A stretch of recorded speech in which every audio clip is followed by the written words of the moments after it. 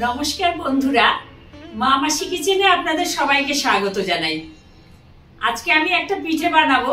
আমাদের ছোটবেলায় এই পিঠেটা আমরা অনেক খেতাম, কিন্তু আজকাল আর বড় একটা এই ধরনের পিঠে দেখি না, তাই আপনাদের সঙ্গে শেয়ার করছি। চলুন দেখি আজকে আমি কিভাবে পিঠেটা বানাচ্ছি। আমি গ্যাসে একটা প্যান বসিয়ে নিলাম। এখানে আমি 1 কাপ সাদা তিল নিয়ে নিয়েছি, আর এই সাদা তিলটা আমি প্যানে দিয়ে ভেজে নেব। প্রথমে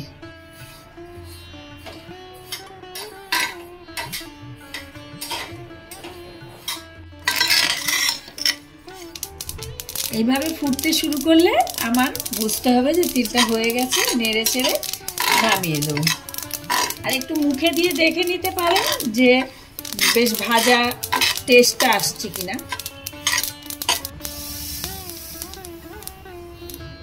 এটা ঠান্ডা হতে থাকুক, আমি ততক্ষণ অন্য কাজ করে নিই।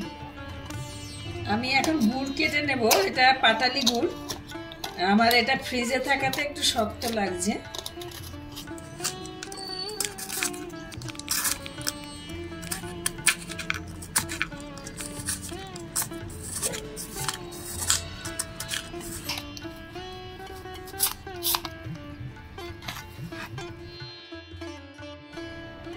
এক কাপ তিলের জন্য 2 কাপ পাটালি গুড় আমি নিয়ে নিলাম।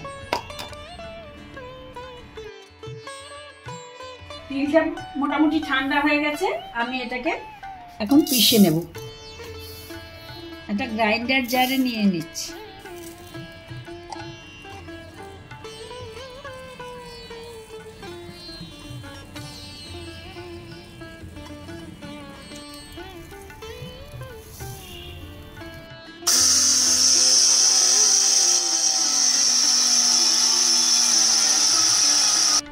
আমি একটা প্যান বসিয়ে 1/3 কাপ জল দিয়ে দিলাম। পাটালিটা দিয়ে দিচ্ছি।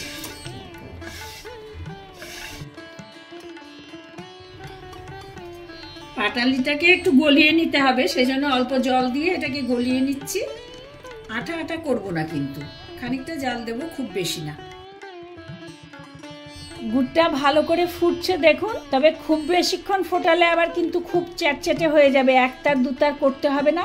যেই মনে হবে যে এবার চ্যাটচ্যাটে খুব ভালো রকম হয়ে গেছে, বন্ধ করে দিতে হবে। আমি এখন গ্যাসটা বন্ধ করে দিচ্ছি। আমি যে তিলটা গুঁড়ো করে রেখেছিলাম, সেই গুঁড়োটা এখন আস্তে আস্তে করে অল্প অল্প করে দেব আর মেশাবো। এইভাবে সমস্ত গুঁড়োটা এই গুড়টার মধ্যে মিশিয়ে নেব। এতক্ষণ গ্যাসের আঁচটা বন্ধ ছিল, এবার আবার একটু গ্যাসটা জ্বালিয়ে সামান্য একটু নেড়ে চেড়ে পাক করব। আর যদি মনে হয় যে একটু পাতলা আছে, তাহলে অবশ্যই একটুখানি চালের গুঁড়ো দিয়ে দিতে হবে। তবে আপনারা জানবেন যেটা যখন ঠান্ডা হবে তখন কিন্তু অনেক শক্ত হয়ে যাবে। আমি 1 চিমটে চালের গুঁড়ো দিয়ে দিলাম উপর থেকে, এতে চাইটা জমাট বেঁধে যাবে। দেখুন আমি এই অবস্থায় বন্ধ করে দিচ্ছি। চাইটা এরকম হবে, এটা ঠান্ডা হলে আরো শক্ত হয়ে যাবে। আমি চাইটা একটা পাত্রে ঢেলে নিচ্ছি। চাইটাকে একটু ঠান্ডা করে নিতে হবে। আমি এখানে 2 কাপ চালের গুঁড়ো নিয়ে নিচ্ছি, 1 কাপ নিয়েছি আর এই 1 কাপ। আমি এখন কাইটা বানিয়ে নেব, তার জন্য প্যানের মধ্যে 2 কাপ জল দিয়ে দিচ্ছি। 1 চামচ ঘি দিয়ে দিলাম। জলটা ফুটে গেছে। এবার চালের গুঁড়োটা অল্প অল্প করে জলের মধ্যে দেব আর একবার করে মেশাবো। এইভাবে ভালো করে অল্প অল্প করে দিয়ে ভালো করে কাইটা মিশিয়ে নিতে হবে জলের সঙ্গে। চালের গুঁড়োটা দিতে দিতে যদি না নাড়া যায় আর একসঙ্গে বেশি দেওয়া যায়, তাহলে কিন্তু দলা পাকিয়ে যাবে ভেতরে, আর সেটাকে ভালো করে কাইটা তৈরি হবে না।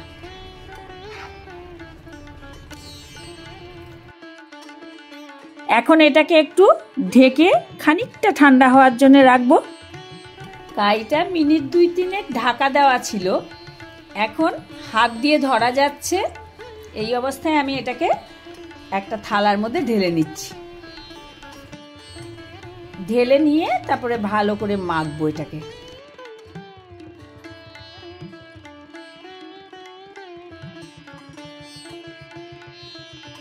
কাইটা খানিকটা গরম থাকতে থাকতে হাতে করা যায়, এরকম গরম থাকতে থাকতেই কিন্তু মেখে নিতে হবে, তা নাইলে শক্ত হয়ে যাবে আর মাখাটা ভালো যাবে না। আমি সেজন্য ভালো করে মেখে নিচ্ছি এইভাবে। আর এটা বেশ খানিকটা সময় ধরে কিন্তু মাখতে হবে, তা নাইলে নরম হবে না। এই মাখাটা সুন্দর না হলে পিঠে ফেটে যাবে। কাইটা যত ভালো করে মাখা হবে পিঠেটাও কিন্তু ফাটবে না আর সুন্দর নরম হবে। আমি এখন এই কাই থেকে কয়েকটা লেচি পাকিয়ে নেব। মোটামুটি যে সাইজের করব সেই রকম লেচিটা পাকাবো। এটা নিজেদের ইচ্ছা অনুযায়ী করা যায়। আমরা এইরকম সাধারণত যেরকম সাইজটা করছি এরকমই করব। এগুলোকে ভালো করে ঢেকে রেখে দিতে হবে, নাহলে কিন্তু শুকিয়ে যাবে। আমি এগুলোকে ঢাকা দিলাম, এবার একটা করে নেব আর তৈরি করব। কাজের সুবিধার জন্যে আমি পুরটাকে এইভাবে গোল গোল পাকিয়ে রাখছি। আর আপনারা এর মধ্যে কতটা মিষ্টি দেবেন সেটা নিজেদের ওপর নির্ভর করে। আপনারা কতটা মিষ্টি খাবেন তার উপরে কিন্তু আপনাদের মিষ্টি দেওয়াটা নির্ভর করবে। 1 কাপ তিলের জন্য আপনারা 1 কাপ থেকে 1.5 কাপ 2 কাপও গুড় দিতে পারেন। তবে পাটালি গুড় খেতে ভালোই লাগে, আমরা 1 কাপ থেকে 1.5 কাপের মধ্যে দিই। আমি বেশি করে পুরটা করার জন্য নিয়েছি, আমি আরেকদিনও পিঠে বানাবো, তাই আমার হাফটা লেগেছে আর হাফটা আমার থাকবে। যে কটা লাগবে আমি করে নিয়েছি গোল পাকিয়ে, আর এটা আমার পরের দিনের জন্য রেখেছি। আপনারা 1/2 কাপ তিল যদি নেন তাহলে কিন্তু আপনাদের 2 কাপ চালের গুঁড়োর পিঠে হয়ে যাবে। এখন আমি পিঠেগুলো গড়ে নেব, তার জন্য একটা করে গোলা নিয়ে প্রথমে আবারও ভালো করে চটকে নেব, তাহলে গোলাটা নরম আর মসৃণ হবে। চটকানো হয়ে গেলে গোল্লা পাকিয়ে বুড়ো আঙ্গুল দিয়ে চাপ দিয়ে দিয়ে একটা বাটির মতো গড়ে নেব। বাটির ভেতরে পুরটা দিয়ে ভিডিওতে যেভাবে দেখাচ্ছি ধারগুলো আগে ভালো করে জুড়ে তারপরে আলতো করে চাপ দিয়ে 2 হাত দিয়ে লম্বাটে আকারে গড়ে নেব। আপনারা চাইলে অন্য কোনো শেপেও বানাতে পারেন, তবে বানানোর সময় একটু হালকা হাতে করবেন যাতে পুরটা কোনোভাবেই কাইটা ভেদ করে বেরিয়ে না আসে। দেখুন আমি একটা করে নিয়েছি, এইভাবে আমি এখন সবকটা গড়ে নেব। আপনাদের বোঝার সুবিধার জন্য আমি আরও একটা করে দেখিয়ে দিচ্ছি। আমার ভিডিওগুলো যদি আপনাদের ভালো লাগে তাহলে লাইক, শেয়ার আর আমার চ্যানেল সাবস্ক্রাইব করবার অনুরোধ করব। আর তার সাথে পাশে থাকা বেল আইকনটা অবশ্যই প্রেস করে দেবেন যাতে আমার আপলোড করা প্রত্যেকটি ভিডিও নোটিফিকেশন আপনাদের কাছে পৌঁছে যায়।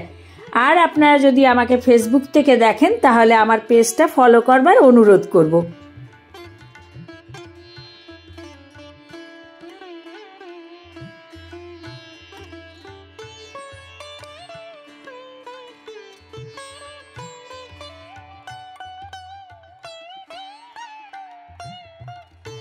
পিঠেগুলো বানাতে বানাতে ঢেকে রাখবো, নাহলে শুকিয়ে যাবে, আর শুকিয়ে গেলে এগুলো ফেটে যায়। আমি এখন এই কটা পিঠে তৈরি করে নিয়েছি, এগুলো আমি একবারে করব কারণ সব কটা একবারে ভাপানো যাবে না। আমি পিঠেগুলোকে ভাপিয়ে তৈরি করছি, তার জন্য আমি একটা ঝাঁঝরি নিয়ে নিয়েছি। এই ঝাঁঝরিটাতে আমি ভালো করে একটু ঘি মাখিয়ে দেব। আপনারা চাইলে সাদা তেলও লাগাতে পারেন, তবে সর্ষের তেল লাগাবেন না, সর্ষের তেলের ঝাঁঝের গন্ধটা বেশি। একটা কড়াই বা ডেচকি যেটার ওপর ঝাঁঝরিটা ভালোভাবে বসে তাতে করে খানিকটা জল গরম করতে বসিয়ে দেব, আর তার উপরে এই ঝাঁঝরিটা দিয়ে দেব। জল ফুটে ভাপ বেরোতে শুরু করলে পিঠেগুলো একটা একটা করে ঝাঁঝরির ওপর সাজিয়ে দেব।